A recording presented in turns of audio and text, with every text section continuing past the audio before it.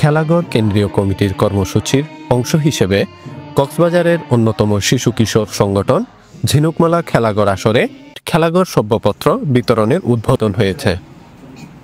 29 December Cox's Bazar শহরের মহাজের পাড়স্থ ঝিনুকমালা খেলাঘর আসরের কার্যালয়ে এই কর্মসূচির উদ্বোধন করেন কক্সবাজার জেলা খেলাঘরের সভাপতি সুবিবল পাল পান্না।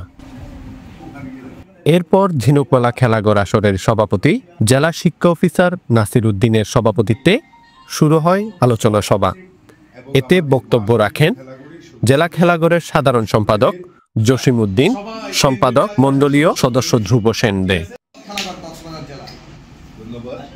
এ সময় উপস্থিত ছিলেন ঝিনুকমালা প্রশিক্ষণ একাডেমির প্রধান সমন্বয়কারী রাজীব দেবদাস, ঝিনুকমালা খেলাঘর আসরের অর্থ সম্পাদক নয়ন চক্রবর্তী, পাঠাগার বিষয়ক সম্পাদক মিশু দাশগুপ্ত, প্রশিক্ষণ একাডেমির সঙ্গীত প্রশিক্ষক পূর্ণিতা বড়ুয়া, পায়েল সেন, অর্পিতা দাস, চিত্রাঙ্কন প্রশিক্ষক অতানু দাস, জয়, লাবণ্য দে, মৃত্তিকা দাস, অথৈ, কর্মকর্তা নির্জয় রাজ দে সহ একাডেমির শিক্ষার্থী ও অভিভাবকেরা। অমিত ধর, CCM।